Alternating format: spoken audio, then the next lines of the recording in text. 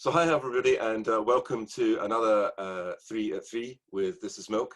I'm absolutely delighted to welcome a good friend of mine, Keith Laidlaw, who is an interim CIO, who very graciously wrote to me after our episode on IT and their role in digital transformation, and said that whilst he agreed with much of what I said, he also disagreed with much with what I said. So Keith has graciously accepted my invitation to come in and have that conversation. I'm fascinated to hear the agreement and the disagreement. So Keith, welcome. Thank you so much for coming on. Maybe it would help to kind of just tell us a little bit about your interim CIO role and a bit of your background, and then we can neatly segue into your thoughts on my thoughts, if you will. Right, so I graduated many, many years ago, and for the past 15 years I've been working in online gaming. I was group CTO at GVC when they went from an AIM minnow of about 50, 60 million market cap up to about 3 billion FTSE listed company. I left them in 2018 thinking I was going to retire, but that didn't last long. Never does. I got bored. I've been doing interim CIO, CTO work, and been working with some companies on M&A due diligence on the technical side. The driver for a lot of M&As is the financials and synergies, etc. But a lot of them will also pass or fail on the technologies. That's why I've been doing that, and I find it very interesting. For this year or so, I've been focusing more on the interim role as a CIO, CTO at a company that's going to bid for the new UK National Lottery license. It's just opening up for tender very shortly and should be awarded in August next year. All right, assuming the timeline is full with that, I would imagine. It's interesting, very interesting. Keeping you busy when you're in your retirement. Yes. Okay. So where shall we start? I guess so. I think to give you an overview of my thinking, whilst in all of the work that I've done, the IT department and the IT directors are central and integral to the roadmap that needs to be developed, and have an absolute role to play in guiding that, specifically and particularly around legacy systems and probably some form of onward investment strategy that they have.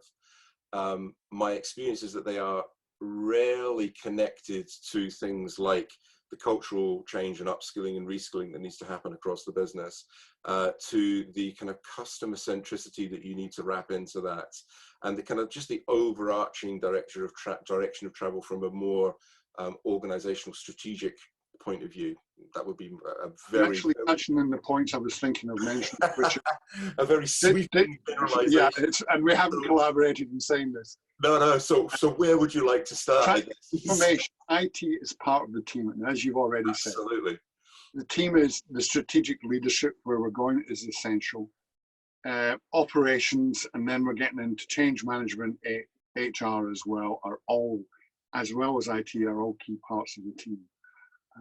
I was also thinking consciously, a few years ago, IT used to be a citadel. Never anything would never get done through IT because it's so busy doing other things. So the business, when software as a service and other things came up, you started to develop islands of IT in the business that IT didn't know about. Now that was fine to a limited extent. The problem was IT is about the strategic holisticness of the company's IT solution. So you might have got marketing a solution there, but suddenly that marketing solution couldn't talk to finance, couldn't talk to lead generation or sales or anything like that. Whereas if IT was involved, they would have taken that more holistic view. It's the same with digital transformation. Yeah, so I think what would be really interesting before we jump into the detail, Keith, is so if I give you my view on what I think digital transformation is, because one of the big burning questions that I always get, and I'm really keen to hear your perspective on this, is what is digital transformation? And my answer to that question when clients ask is, it's basically the ongoing process of business change, which we've been doing for long and weary, but with digital as the catalyst, or technology as the catalyst. And that's pretty much it. So how do you go out, and as a CIO, how do you look at it from a digital transformation? What's your definition of digital transformation? It's digital transformation is look at the generation X, Y, and Z. You just walk down the street and you see them looking at their phone instead of interacting socially with people and walking into things as they look on their phone like this as they're walking down the street. But the serious part of that message is more and more of our younger generation, which is growing older, are living online digital, whether it's through social media, reading stuff, news, whatever. Companies also have to change. The companies went through the central, we've mentioned this in private talks, the central, you need centralization of resources and skills and abilities. So that generated Canary Wharf Finance, the big conurbations that have central bits of professional services, from lawyers, accountants, consultants, to people in big offices. The thing about digital transformation is locality becomes immaterial to a large part of it. It's not totally immaterial, but it becomes immaterial. I'm currently working with teams in India, America, UK, and Europe. Yeah, we're doing it all the time. We're working together. And that's what digital transformation is about. It's about the team not being geographically located together. It's about the team having value, having the tool sets and ability to support those tool sets to still be a productive team. But also within the bigger company, digitization also has to be thought of to allow the business to continue to run its business. Simple examples are call centers, because whether it's on a desk in a call center or on a desk in someone's living room, they're doing the same job. They've got the same metrics. You can see what the metrics for call handling or bot or chat handling is going on, because we have the metrics to do that. And it doesn't matter where they sit to do this. The question then becomes, in a broader sense, can we do education? Can we do consults, whether that consult is a professional consult or medical consult by digitization? So the enablement, the base broadband to enable this is communications, and that is now all there. Most, I think, UK through BT Open Reaching is about 99.7% of people who have fast fiber. Fast fiber is at least 50 or 60 meg. Once you got, 5 years ago, offices didn't have that. Yeah, I know. And now people have it into their house, individual house. Yeah, there's big questions about contention and everything else, and it's not really 50 meg if everybody else is. But the point is, it's there now. That used to be an office-only ability services in people's house, and therefore, as an individual in that house, I can do everything online that I used to be able to do online in my office. Now, IT has to be reactive. Yeah, they have to be able to quickly investigate with the business what the business wants, traditional business analyst requirements, specification. And that's hard, because this is a new strategy. This is new. I don't know what I want. But IT's developed in the past 10 years to be rad. They can take things, instead of waiting 6 months before we can get it, we can start to get small bits of it every 2 weeks. Yeah. And suddenly the business thinks, okay, although I don't know what I really want, I do know what I want to start with. And that gives us abilities with the way we're working to work with business such that we're constantly giving them small bits in this transformational change. Very few companies know I'm here and I want to get there. They know I'm here and I want to get there, and then there, etc. So we can support them. If we don't, IT doesn't support the business will go out and try and get this. It'll become a bit of a hodgepodge and it won't work all together. Totally agree. So we can do that. And that's my biggest beef, I think. I know the business think, oh, IT cost center. Yes, we are, but we're also the bit that makes the glue for the whole company to work together.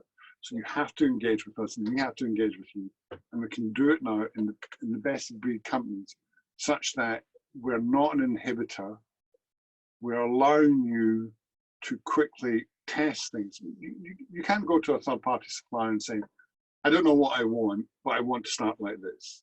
If you do that, the cash register will be ringing. Well, I just said, you just rub your hands together and go, hello, walk on in. If you work collaboratively with IT, and IT should set up small groups to do this. And the groups in IT should be the, I know some people in IT who are, I've done it this way for years, and that's what I'm going to do. Muscle memory is transformed into brain memory. But then there's other people in my professional career who, you give them a problem, they go away and investigate. You go away and figure out what things need to be done, and they can come back. So they've learned, they're investigating. And those are the type of people you need in your little group to start working with the business and saying, this is what we can do, this is proactive. This is the budget, here's the use case we can do to cover this. This we can get done in a month, 2 months. While we're doing it and you're starting to use it, you will change your minds on what you want. Guarantee it. Yeah. Yeah. But if we do it like this, you're like, oh, can I get 3 of them? Yeah. Oh no, I didn't really mean that. I meant this. Yeah, I know I said I wanted that, but actually now I've seen it, I don't really want that. I would like one of those instead. And that's life. That's what happens, unless you have a clear objective. The problem with digital transformation is, well, it's a great buzzword, and I know I want it, but I don't really know what it means.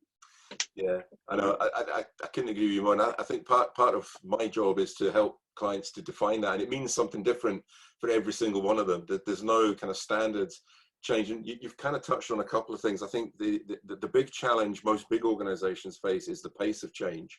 And I think the other, I call it magpie syndrome. There's so much technology out there, and there's so much new technology launching on a daily, weekly, monthly basis, that if you haven't got a clear idea of what digital means to the business, and therefore are able to qualify out new stuff and other stuff. I mean, salesmen are great at chatting the door and getting you interested in something, but if it doesn't match the kind of the digital purpose, if you will, and the vision and strategy that your organization has got, then you can qualify it out even in the short term, which allows you to maintain that focus of delivery on at least the short term. Yeah, and I think that's another problem that's out there. That's interesting. Let's backlog that. We'll look at that maybe in 6 months' time, but let's not remove the focus. A lot of companies out there have got a full-time job running their company as it is. Mm-hmm. Whether it's operations, the CEO, the sales director, or whoever. So I'm not pitching for business, but they do need help. Yep. They do need an outside change manager, and it's so much easier to have an external change manager than it is trying to have an internal one, because the internal one has got politics, right, left, and center. And it's one of the attributes I pitch when I do a review of an IT group for someone. Look, I've got no politics, I've got no axe to grind. This is what I see. Here's your problems. Here's your options to fix it. I'm not here to push this agenda on that one, but you give me an objective. Here's my report on it, and here's the options. And honestly, you can have me involved, and you can't have me involved. It's totally up to you, but I'm doing it as if I'm not going to be involved, and this is the best way in moving forward. So having an external change manager is a great way of getting this going. But once the change manager started going, the ownership has to be internal. Yeah, definitely. You can't abrogate responsibility. Yeah. And that needs to come from the top. So when it comes to that whole kind of setting out the roadmap, and I always work on the principle that you can probably see 6 months ahead of you fairly clearly. It used to be a year, it's now 6 months, and it's shortening as time goes on. You've probably got a pretty good feel, and I wouldn't want to be any stronger than that for the next 6 months. So within 12 months, you've got a pretty good idea to 6 months, a feel for where you're heading within 12 months. And the rest of it is pretty much a kind of horizon scanning wish list of things that you would like to do, maybe if things remain the same, and dependent on what I think that's part of the task that an experienced change agent as an external digital consultant can bring in. They can say absolutely 6 months or 12 months, but here's your vision for 2, 3, 5 years. Yeah. I can't tell you how to get that because things are going to change in 6 months. Yeah. I used to have a boss who was very particular about us living by budgets. So we had to live by the budget that we spent a lot of time doing. However, if I could get a return on investment in under 6 months and a change to that budget, we would live with it quite happily. But I had to have a clear ROI. Otherwise, no. You said this in the budget, you're sticking with it. The change happens. If I could prove to him the business case why I wanted to do this, and if I could pay for it within under 6 months, he was quite happy for me to do things that were outside what we thought of a year ago. And I'm really keen to pick up on something you said. I'm really keen to pick up on something you said at the start around. So obviously, and again, we're kind of, it's almost like we're agreeing violently, but it's kind of not. Absolutely, IT needs to sit in the hub of the development of that roadmap and the strategy and everything that sits alongside that. There can be, and in my experience, you know, I'm on nearly 24 now, and I would say probably at least 20 of the roadmaps that I've done, IT probably sat, if not very certainly, a little extant from the big strategic steering group that needed to really push forward. And so you need to bring that kind of culture shift mindset to allow them to come in and help to guide and support. How have you dealt with that over your kind of career and with the work that you've been doing? How do you bring IT into the how do you bring them into the flow? Okay, well, let's talk about a bad one and a good one. So how did you do it badly and what did you learn? It's always a good question. So one of my bosses was an M&A specialist. He'd get companies, then he said, I want 50% off the budget, can you do it? So yeah, we went ahead and we did this. And the bad thing I did, or I didn't realize I was not to do, was, and it was going to one of the big fours meeting to understand things I didn't know, was he said, we're in the cost cutting phase of life. This was post 2008. Our masters are requesting significant cuts in budget and increased ability to deliver, etc. So you have to negotiate that for all the cuts that you're doing, you're able to keep a small portion, 10% of your cut or 5% of the cuts. He said, why? Because you need to innovate. And if you don't have an unknown, a budget for unknown innovation going forward, what is going to happen is you get into a death spiral of just cutting and cutting and cutting. And you're absolutely right. And it's something I now keep in mind quite closely. The other thing is business heads have, for whatever reason, wanted to go a lot faster than IT could cope with. And that happens quite a lot. IT's a drag, whatever. And off they go and do something. The problem is they're focused on the immediate solution and don't understand longer term cost implications. Yeah. So if you have IT extend to the digital transformation, they know what's going to happen with future integration, future maintenance, the spaghetti world that you're asking them to start getting into. I've had companies whose spaghetti world, that is legacy systems, took 12 to 18 months for changes to propagate through it. And they were no longer an agile company that could meet their customers' needs quickly. It was taking them 12 to 18 months just because of the historical spaghetti stuff that come in and the change process to go through it would take that long. Now, if you go off and do your digitization journey without the buy-in and work closely with IT, you're in danger of that happening to you. So yeah, you might have a 6-month success period, but then post that, things are going to get very difficult. Yeah.